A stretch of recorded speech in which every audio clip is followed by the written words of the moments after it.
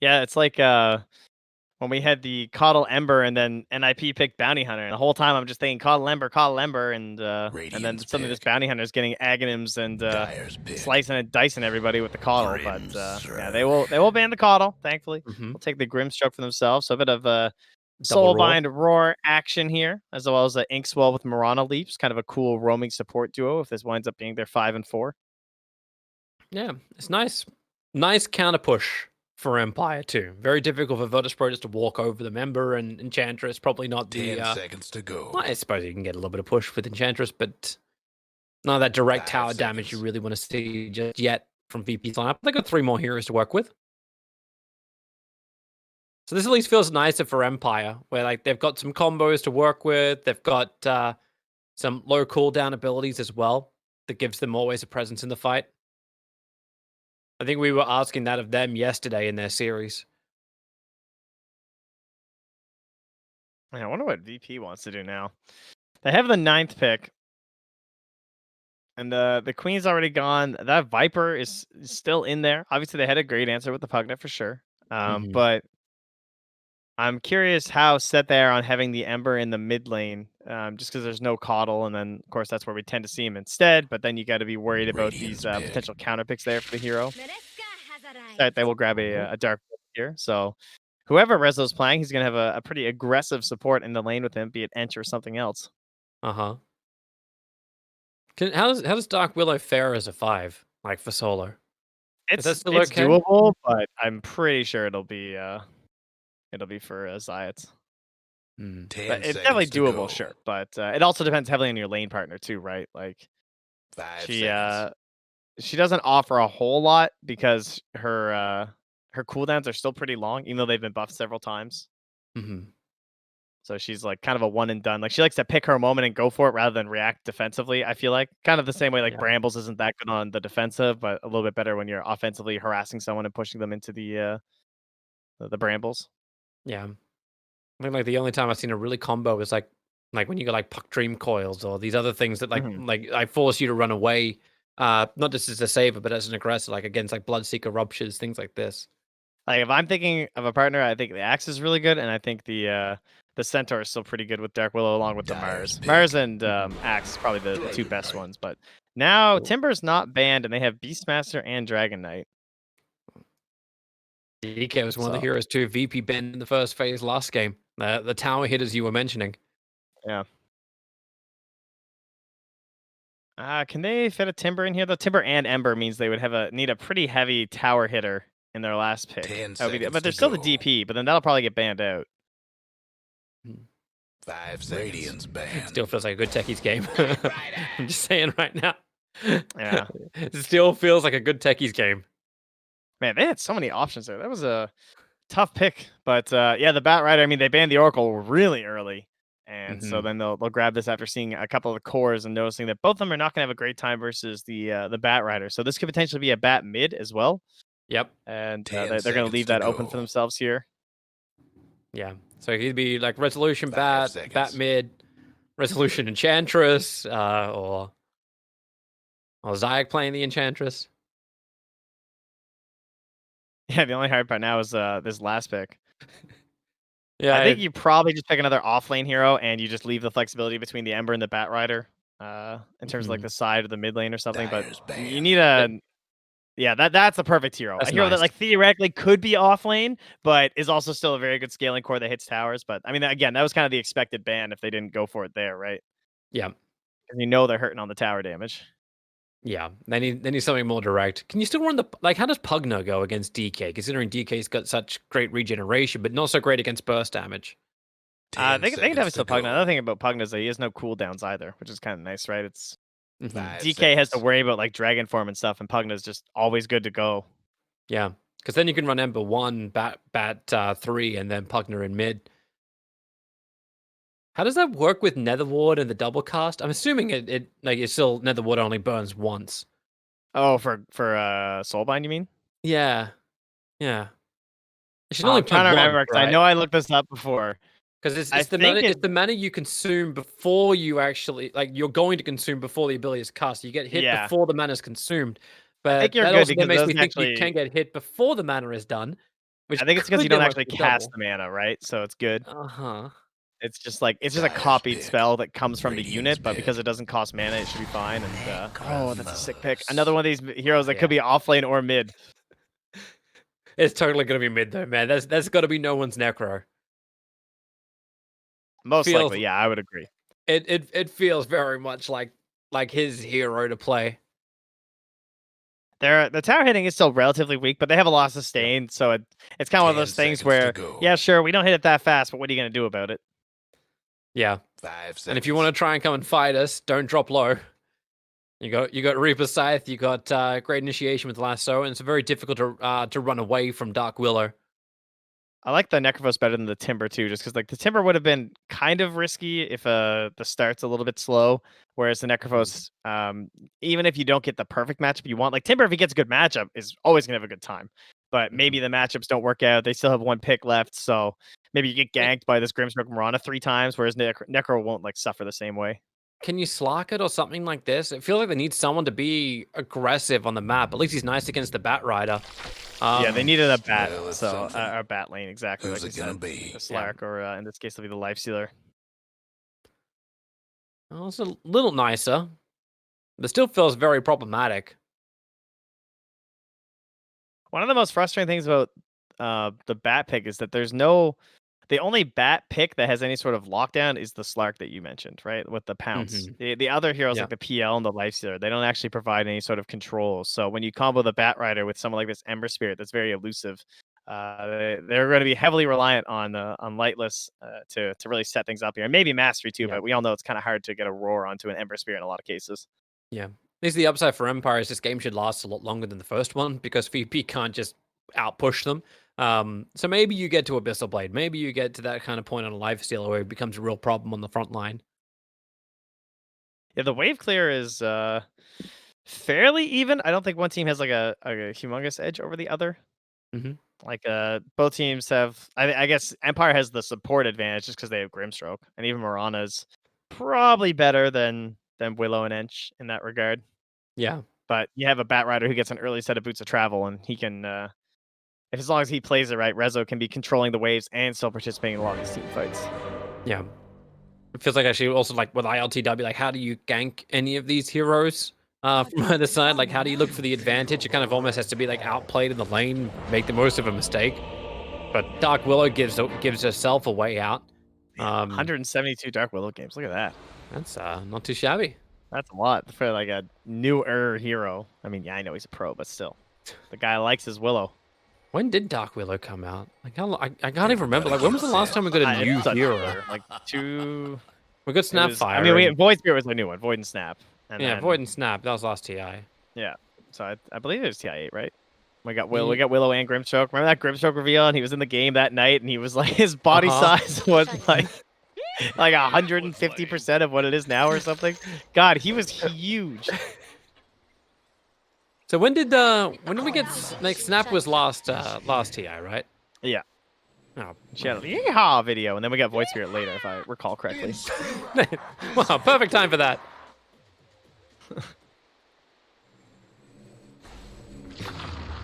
You can get some nice slows. They already burnt the arrow beforehand, so VP just looking for as much information as possible. I got ILTW's having a battle with a 30 boar. seconds to showtime.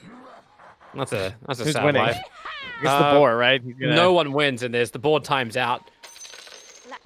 And the base regeneration of the Ember Spirit. Yeah. It's like, thanks for the fight, man. 15 seconds to rune? Sure. Oh, he's a fire breather. I never noticed that part of the taunt. I love Solo. Like, you just walk straight past the mid tower. It's like, I'm going this way to pick your rune up from behind you. And away we go. Oh, he took a lot more damage that time, but look where Solo is. Yeah, as he said, that's so frustrating. Mm-hmm. I always remember, like, hopes the, for this one. like, Enchantress would always, steal the ball. But the duration is so low. Remember that old... we haven't really talked about that. That Picking old Beastmaster. crappy thing with, like, Enchantress, where she would steal the Chen creep, and then Chen would steal the creep back, but then Chen would always be, like, really annoyed because it'd actually have the death timer on it. Yeah. Alright. That was old habits. Old bad things. All right, so how do our lanes look? We don't have to look at top lane this game non-stop anymore.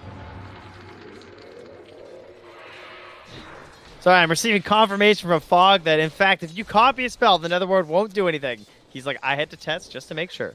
Thanks, Fogged. He loves that. That guy lives in demo mode, man. I hope you're sleeping, Fogged. You know that's what I always wish for you, Fogged. It's a good night's sleep and a healthy day and a lack of peanuts in your life.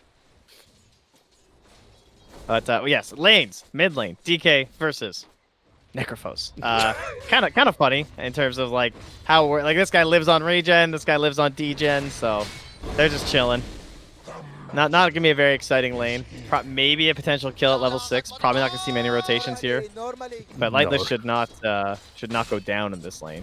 The most entertaining battle has actually been top lane, like this Mirana versus Enchantress. But now you got the mana burn set advantage. He actually leaps forward for this. Arrows available, and that's going to be a bit of a wide ball. That was pretty bold. Solo has got Fairy Fire. James has Fairy Fire. You've got 3 seconds before the burn's back up again. He's got 2 leaps available. And Enchant, burn, he doesn't have leap available anymore. James goes high ground, and the last hit from the set of Mind Stealer will take the life of the Mirana. Something that you're like, nah, maybe this would be the only interesting part of the map, ends up being the first blood. Yeah, Master just has a TPO because he could have went down there too. Eknut trying to get back towards his own tower. That's 4 sticky napalm stacks up. Have they got one more hit? Oh, range? Ooh. Not even calculated. Close. Yeah. Calculated. Yeah. Awful place. Good on you for leaving. So just crunch the numbers quickly. How much have we got? That is ours.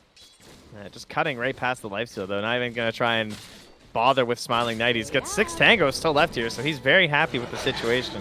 This pick working out in that regard. But the problem will be, will Resolution take the same version top lane? Here? Oh, the arrow creates space, but not enough. ILTW.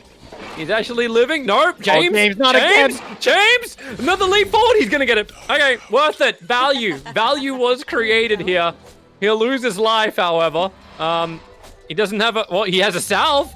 He has a regen. They're going to come under the tower. Solo really wants this. James won't lose anything. All right, that was nice.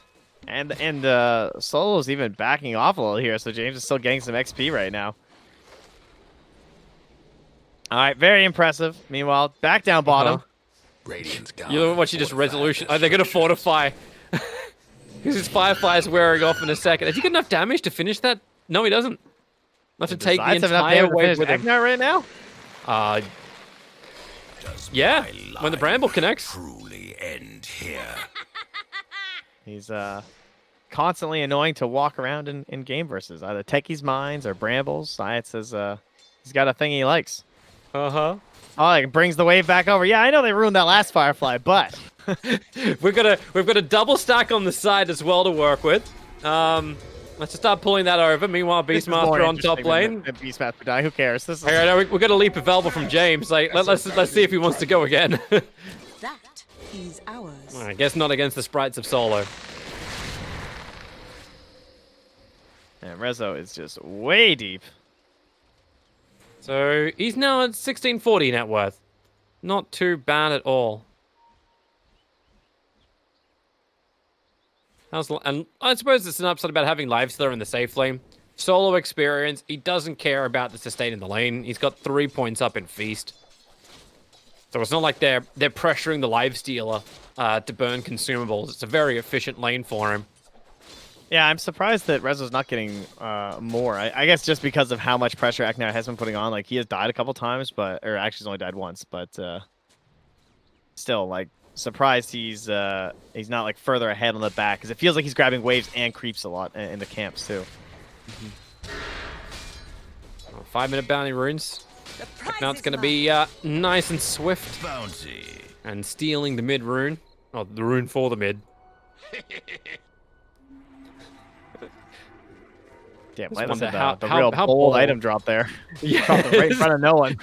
I'm glad you were A watching little that close too. for comfort for range attacks, man. Well, it's just like just second guessing myself. Like, is that ballsy or is that normal, or is that no one? Easy tag back and just heading out. Up top, the Beast stolen Master's in boar. trouble. Yeah, that hurts. Alright, he's gonna have an extra ball, but Sleight of Fist not even required just yet unless he goes back onto the tower. Now he'll do it. What happens when extra Miranda ball. rotates off the lane and tries to be a bit more of a pain elsewhere? Yeah, she's under an observer sentry here too, of like guarding herself from behind, and still gets discovered from Zayats and can't like outmaneuver anything. It's like that's a weird kind of thing to do, like a level 1 Starfall on an Alpha Wolf camp. It looks like you're trying to stack, but not quite. Now, Curse Crown on Dragon Knight. Supports arriving from the form of the Enchantress. They get the stun, the arrow, taking out the Hellbeast. They won't have that to work with, but, and that containing area, Lila's trying to keep the run going. Solo's sticking with him, and they got a hell of a lot of damage to come in from the Dark Willow. No one has the Reaper Sight too. They're dropping low enough. They need to get in range, and now the Reaper Sight will arrive. Body block him up for the perfect timing. Curse Crown, James can leap back to safety the Tier 1 tower. Technical difficulties. They really waited that one out. Yeah, I can't believe James only died once too after trying to make a play like that, trying to body block that scythe to save his DK. But yeah, the equal plays from the side of Virtus.pro too. Oh, top lane, another dive in here. A little low on mana on LTW, but can probably finish this with Solo's help. Just take those boars. Sprites are with They us. fired it. They've turned on their master. And Grimstroke will also arrive, but the ball will keep the slow going too, and he's still got the flame gun up and running. Eknar's trying to get the swell off in time, but it won't work. Taking hits. And right now, the only thing it feels is going really good for Team Empire is Smiling Knight's farm. Radiant's top tower's hurting. Double TP's back up here as well. They're gonna try and hold this with the DKs. The tower gets low. Nice arrow. Yep, they got Dragon Tail Stun as well, so Solo will end up falling, but ILTW has now returned back up to full. Zyx helping out with the Bramble, Spirit committal forward. Now it's your turn to die, James. Adding his only second death for the game. Yeah, the moment that stun gets thrown, he's like, yeah, I'm in. Now you've used that on the Ench. I'm good to go. And what does no one do? Mastery's here in the mid lane. Well, this feels like a lot better lane for a Necro who's nice high leveled. Mastery already has to salve and Tango. I mean, he doesn't even have like axes to maybe pull this off or something. I mean, obviously you don't want axes at this point, but he doesn't really have a Look at the play Brambles. versus this at the moment. Where are you going? Mastery comes up. Curse Crown. Mastery Phoenicial's goes down. Like, Lila's is watching underneath the Observer Wall. It's like, I don't know if I meant to help here or not. Now the Big arrow, arrow. long range stun, but it got tanked. Mr. President's there. It's going to be the Dark Willow giving the extra time for no one to complete his TPR. No! You get the pop from Lifestealer, just enough damage to finish the job, but they're underneath the Firefly. They're stacked up. Another stun on Lightless, keeping your distance, but ILTW working hard to get the damage output. Another arrow. This one threads the needle between all the Virtus.pro players. ILTW is having his 1-on-2 battle underneath the Tier 2 tower against a level 2 Grimstroke. Not even 9 minutes into this game. It feels pretty good to fight. Same thing for the Lifestealer against an Enchantress. One charges, gives some extra time for Soul to survive. He'll get the sprites out too and keep the run going. And Smiling Knight, you wonder just how long he wants to keep the chase going. Both heroes he has issues killing. But Rage is off cooldown, so he can have another crack at Soul if he wants. But it won't happen. It's a long journey to get all the way up here, and there's a couple more heroes nearby. Still kind of feels risky being here, but I guess without the lasso, he doesn't have to be too concerned. And all his jungle Resolution camps, stealing though. stacks. Yeah, this is nice. He's already TPing himself down to bottom lane. Very close to completing up the Boots of Travel. Yeah, that's a bit of a worry, I think, if you're on the side of Empire. Now ILTW continuing his wrath in the mid lane. They found the Ember Spirit. Actually, yeah, who found who? You say it's ILTW continuing his wrath. I mean, Eknar can give the extra stun. ILTW. A quick slide of fist. He's not even going to use his spirit just yet. Goes up to the camp on the high ground. And all this fight happening. Normally, it's meant to happen around runes, but it's happening around the Tier 1 tower 10 minutes in. Moonlight Shadow, Empire, stay hidden for the moment. Roar is there. Arrow follow-up, all connecting into no one. Sol is trying to give him the Sprite heal. Give him anything he can and no one. Now get the real heal out with the Reaper Scythe. Eknar's barely able to survive through this, but VP do survive, and they're the ones heavily initiated on. What has Empire still got up in the tank? They got enough to kill off Mastery. Zai could probably lose his life for this one, but the lasso is now here for resolution. And sure, the DK will fall. Smiling Knight now surrounded by 4 different heroes. He can range and move down, looking for a rebuttal kill onto Resolution, which they're able to do with the help of the tier 1 tower. Is there more help? Is there more stuns? Sleight of Fist Searing Chains now off cooldown. It connects on James, but they don't want to follow through. Not this far. Whoo! I guess at least getting solo. My sprites are with us. Yep. Ember Spirit, now back in the fight. Searing Chains. Solo Eknat, have you Wait, actually went back got in. solo? Have you actually got him? Eknat's already fallen down. Man, what level is that? Oh, I guess that was maxed out Nature's. Damn. Full life. That was crazy that he just tanked a like face arrow at like in the middle of 2 and was able to survive. Oh, mastery. I feel so sorry for this guy. I just watched him being beaten up in the last 2 days. It's rough. Yeah, our Empire games have not looked as good as how they started out in the group. That's for sure. Virtus.pro, they want these 3 points, man. 16-5. I say only a 4K lead because it feels like it should be higher than that, but just the sheer fact of how farmed this lifestealer is kind of keeping them a little bit more relevant than it seems in this game, at least according to the net worth graph. Yeah, I just feel like VP are getting all their combinations they're looking for out. Like Resolution's already got high movement speed. He's on his way to a Blink Dagger. Solo is difficult to kill. Dark Willow is difficult to kill. He can't say the same for the level 5 Grip Stroke. At least he's level 5 now. I love the way that LTW is playing this Ember, though. This feels like that big phase of when Seeker would pick it constantly for mid one, and he would just like run around the game and do whatever on Ember to make space. Like, didn't matter what his items were, you know? He was just constantly diving and forcing movements and space for his team. LTW definitely channeling that energy here. And I don't even think like Empire played that bad necessarily. Like the way that they've been hitting these like roars into arrows, and they're trying to make the good TP rotations, and they feel like they can actually punish no one for going a little bit too aggressive. But they're just so close to so many of these kills and just can't quite close it out. And every single time it's just hurting them more and more as they bring more rotations that don't succeed. And now there's another instance where they're getting backstabbed, although they have 2 cores under tower. Yep, well, DK.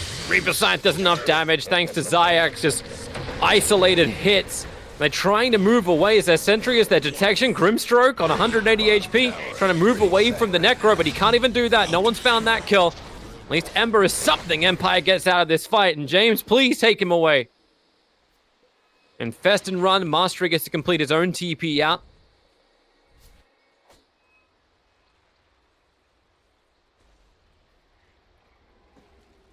Feels like all the fights are always on VP's terms.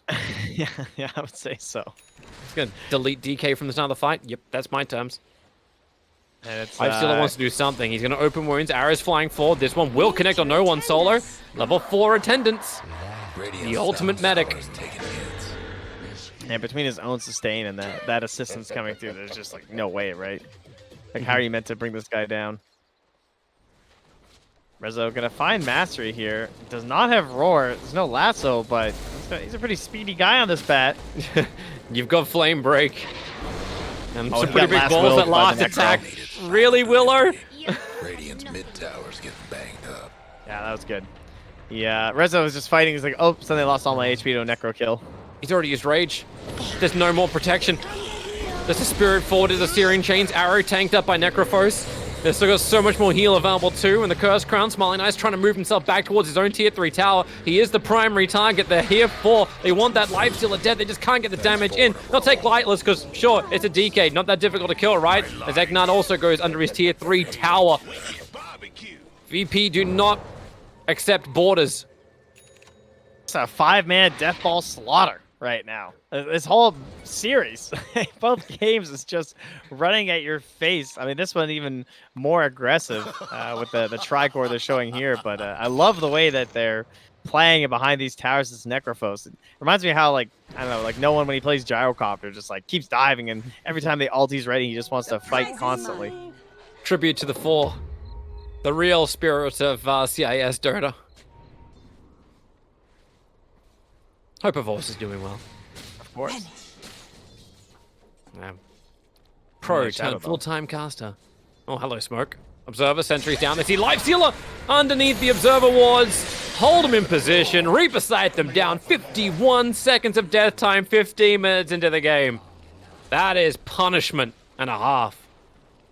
At least Mirana can snipe out the catapult with an arrow, so the push won't be as powerful. It shows why, when it comes to counterpicking bat and everything, we often see not only the lane hero or the game hero kind of deal with like the dispel, but we also see the save. Because it doesn't matter if you have this like rage or whatever, if you're just getting lassoed into instant death. Like, you need that swap or something. Oh, I love this for VP. It's like they had the Observer Ward. They saw exactly the fact that Mastery was going to die and that Ember Spirit could do it all by himself. Like there was no Roar, there was no nothing. Yeah. He tried to TP out underneath them, and they're already looking for the next target. They're looking for the level 8 DK. I cannot believe the level disparity in favor of VP. And it's one thing to GG out at 17 minutes on game 1 when it goes so poorly, but they might think about trying to this one a little bit harder, you know. Soulbind and fight, but look at the movement speed. They're hasted together. And now Lifesteal is just standing his ground. He's not even moving. Like, now he's waving his hand. It's like, come at me. I don't think you want to come at him. Goodbye to the DK. Lifesteal's caught on the wrong side of the tracks. The Centaur stunning from over in the tree line. At least Zyke has finally been brought down as Resolution try to battle against everyone else. Okay, they're going to give up battling against the Lifestealer, who was trying to do the whole smoke and mirrors effect. Now you'll finally break free. Looking for the kill over on Resolution. Has high movement speed with the open winds. Resolution needs to blink. In fact, he stands his ground. Connects on the lasso. James wants to help out. Can he actually do anything? A Flame Break pushing back Smiling Knight. So finally he will burn down. And GG, 17 minutes. Back-to-back 17s. Oh, VP feeling good. Empire. Ugh, rough. Yeah. Yeah, there's not a whole lot more to that one, that's for sure. Lanes, not necessarily a total disaster. They there was a pretty big kill imbalance happening there. But in terms of like after 10 minutes or so, the game wasn't necessarily completely out of the hands of Empire, right? Things were still fairly even, but the way they were able to play with their heroes and just, again, Rezo, I will definitely go to bat for Rezo on this one, man. He did a great job in this series of just leading the charge in a lot of these engagements. And of course, I will give all the credit though. If I had to pick one guy who just like dumpster this game, LTW was in 20 of the 27 kills, and he definitely made some over-aggressive plays at times. But that's what helped them really get the humongous snowball play that they're going for. That flashy stuff is the way to win these kind of games. Yeah, that's how I want to see VP play as well. And with that, they get to move very nicely up in the settings of Group B. They now have 6 points tied with Alliance, and they've played one less series than Alliance. And VP's last game that they will play is against Ninjas in Pajamas. So there's none of that VP and Nip playing to stay out of the bottom 2. Now it's Nip playing to stay out of the bottom 2. And Virtus.pro looking very comfortable. Potentially, I believe. Actually, no, there is no potential upset that can knock them down unless Nip 2-0 Virtus.pro and Alliance win their... Actually, no, Alliance are done too. Yeah, they can't be knocked down. It would 100%. There'll be a tiebreaker to get him in. They are not out. So yeah, I just got to do quick math. It's hard, the math, you know. Yeah, it really is. And +3 is not a difficult thing to work out. 3 + 3 is 6. But yeah, looks good for Virtus.pro. Another break upcoming because wow, that was quick. We're going into our final series of the day, Trent. We have Nigma versus Secret incoming. Let's go. All right, let's go. Let's get the guys in the lobby. We'll see you back in a second, everybody. Maybe a couple of seconds, like seconds that then go into minutes. Then probably like 15. We'll see you here in 15.